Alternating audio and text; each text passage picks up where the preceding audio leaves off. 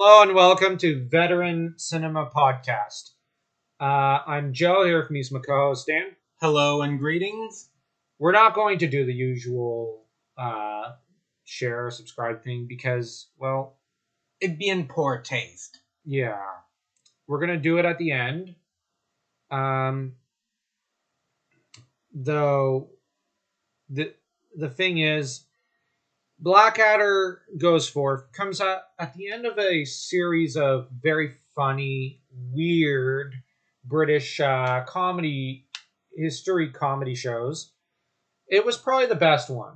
Mm-hmm. Now, it does get pretty funny at a few points. Speckled Jim. The deliciously plump chested pigeon, Speckled Jim, whom it was a messenger pigeon that Milch, I think it is, the commanding officer, hand reared himself. Now, the commanding officer is a noble who has it in for Blackadder, who is a rather disappointed and bitter 30 or 40-year-old officer who feels that as he puts it, it would have been far more humane and far more expedient if they had just lined up 17,000 men in Britain a day and shot them dead at once every day. Like going through 17,000 men a day just because, well, that's pretty much what happened with the Battle of the Somme. And where Hugh Laurie's character and Baldric end up taking a bit of pleasure in their situation a bit, initially at least, thinking it noble, heroic, and great, with Hugh Laurie's character being pretty much, I think, a godson of the commanding officer, but he's still chucked at the front lines because the commanding officer's a dick. But yeah, played by the milquetoast genial Stephen Fry, which is rather funny. It's Stephen Fry. He's really funny. But the show, I like the hospital episode because that one was kind of funny, more in a dry English style, with Blackadder, for example, visiting Hugh Laurie's character who's injured in the line of duty at the medical, in the hospital, and he ends up bonding with a nurse while searching for a spy because Blackadder's always trying to come up with harebrained schemes to get away from the front line, especially when they're going up over the trenches. Now, he bonds with her a little, and he says, he's flirting, but it's coming off a little forced. And at one point, he's like, we could always do it after going hiking or cycling for a couple of hours and working up a sweat. I really like that. Or we could just do it now from her. He kind of looks at her. And the funny thing is, he has not seen a woman in 3 years, so he just looks at her appraisingly, not like her body, but just her eyes, her face. Like, he just looks at her in the face and then looks at her. No, she says, we could do it now on the table. Looks over at the table. Yeah, okay. Which, after 3 years of not seeing a woman outside the one blonde who went for Flash Heart because she has no taste, although the actress herself is very attractive and funny. It's just funny seeing this. Yeah. But the thing, you also have remember when Hugh Laurie's character has to dress up like a woman? It's so ridiculous. Yes. And it's like, wait, you're a commanding officer's ideal woman? That's rather disturbing. Yeah. And you have Blackadder who looks suitably disturbed. And yeah, some of these harebrained schemes, like trying to become the general's chauffeur. No, not chauffeur, but cook. Shooting the messenger pigeon to eat it because he didn't know they had changed the law about messenger pigeons. And all he says at his trial afterward, when they ask him, "Do you have any last words to say?" Couldn't you have called instead? Now, in their defense, he had ignored the phone for weeks because he didn't want to receive those orders. But And then there's the time when, here it is, it got captured by the Germans. oh yeah, and they're like, "We are going to make you suffer the worst fate for an Englishman.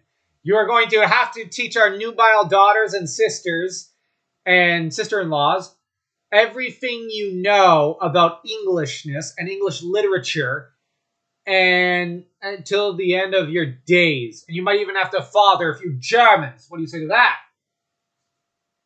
When do I start? Is pretty much Blackadder's reaction. Yeah. He's really looking forward to it. Only for Flashheart to come to his rescue behind enemy lines and to save him, even as he's screaming for the Germans to stop Flashheart and Baldric and Hugh Laurie's character. I always forget his name. And whatnot. But the last episode is really the best. Yes. They drop almost all forms of comedy. They try, but it's not really funny. It just, like, Blackadder starts sticking little bits of wood up his nose and going, a wibble. But he just looks ridiculous. He's got a manic look in his eyes. He's desperate. And generally, at the beginning of the episode, everyone's going, yeah, hurrah, we'll be fighting for king and country. But by the end, you have Hugh Laurie's character who finally says, Captain, if I may, can I speak freely? Go ahead. I'm not really keen on dying. I'm actually really scared. And it's really interesting because you also have the commanding officer's secretary, Lieutenant Darling, who him and Blackadder hated each other, and at that point, Blackadder asks him with a very gentle look in his eyes, and how about you, Lieutenant Darling? How are you? And Darling just says, well, not terribly well. I'm not exactly keen on dying either. I wrote all I wanted to do was go work for my local paper, and marry my Doris. All I managed to get into my journal was bugger. And you just have Blackadder who nods and says, he doesn't say anything really. He just nods and looks at him with an understanding look. Like, it's interesting that Blackadder spends all that time hating him, but he almost acts like a father, and he's really understanding and kind with each of them. Even Baldric, whom he normally has no patience for, because Baldric's really dumb, but he says it best when he says, like, is your plan better than mine? I mean, I ended up pretending to be a madman. Who would notice another one in this out here? Although I've seen this show multiple times, but the real part that sticks like a punch to the gut is when you have the men going, wait, the shells have stopped. Hoorah, we survived it. The Great War, the 3 years of the Great War, from 1914 to 1917. And it's at that moment that I find that everyone I've ever talked to about this show, and I myself every time end up thinking, and even you had that look on your face, they're not going to make it. Mm-hmm. You realize they're dead. And you have the 3 of them, along with all the other soldiers lined up, going, hoorah! And you have Blackadder. No, not even our superiors are that stupid. They would not shell their own men with our shells. Rather, they think it far more sporting for the enemy to do it. And he says that very bitterly. As he's loading his gun. And you have him. So, come along. And, he's like, over the wall we go. And as they go over, they start charging, and you can tell they go down. They die. Barely make it out of the trench. And, yeah, they're blown apart. Then they fade to that, all but gray. You have the field with the poppies, which is just beautiful. Mm-hmm. It's just such a beautiful scene. Mm-hmm. And the music really just depresses you. Sure. Because it's meant to make you think and ponder on the beautiful sacrifice that these heroes and martyrs did for us. 100 years later, and like we've almost had you just look at everything from like 1945 or so to 2020 or so. We've had like complete and total peace almost. We've had safety, we've had liberty, we've had freedom of speech, and everything. We've had so much to enjoy in life. And we've probably had the greatest era in human history. At least in the West. We've had that. Thanks to men like that. And we should respect that. We should almost worship them. These were almost gods amongst men. Every single one of them was a freaking hero and martyr. Every single one of them. And this show truly does a great job showing that. It should be mandatory that everyone watches this. Absolutely. Absolutely. And we didn't cry. But we were just staring.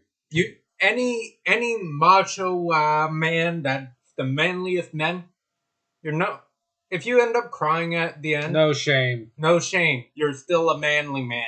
Because these godlike men gave everything for the future generations in Flanders Field. And that is just... And throughout the series, there's like humor and whatnot. You get to know and love these characters. Then in that last episode, you're in mourning. You have a building sense of horror. Yeah, there's like not a joke in sight. And as the episode's progressing, you realize more and more that they're dead. It's getting graver and graver, and until at last you have a few characters bursting into tears. And the worst part is the coward, the head of their military general, is the only survivor of the main cast.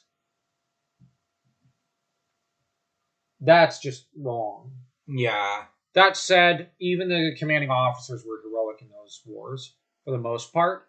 There were exceptions, but there were a lot of generals and officers who were impressive as well. Like, that's the thing. World War I and II bred some of the finest men in human history. So we're going to end it here. We're not going to stretch this out for much longer. We're not going to do the YouTube thing. Just maybe stick a poppy on your jacket or something. It's small, but it conveys the message. You are honoring the fallen and revel in the blessings that we have today. And thank heavens that we don't have a war right now that we have to fight in. At least that's for the men, because if there was a war, we'd be under threat of draft. For the ladies, honor your men. Honor and just appreciate that your men are here and they don't have to be drafted to go die where you'll never see them again. As a lot of the women suffered through in that era. Everybody suffered and lost out in that First and Second Great War. They're terrible wars. They're the worst wars in human history. And they're just, thank heavens, we don't have that. So, yeah, we'll see you soon. We've got another veteran cinema podcast, sort of, scheduled for later today. Our Tolkien movie review, as that ties in better with Remembrance Day than, well, this probably does. But, well, stay tuned. And we wish you the very best. Happy Remembrance Day. Now, right before we leave off, let's rate. I'm going to rate this probably around 3.5 or so. Yeah, same. It's very somber. Yeah, that last episode. That's the main one. That's like 3.5. The other episodes I'd rank like near 3. And it's like they're really funny. They're really funny, and it's like, okay, yeah. But that last episode that's is the human drama at its finest. That's the one that's like, how do we rate this? Yeah. Well, anyways, we'll see you soon.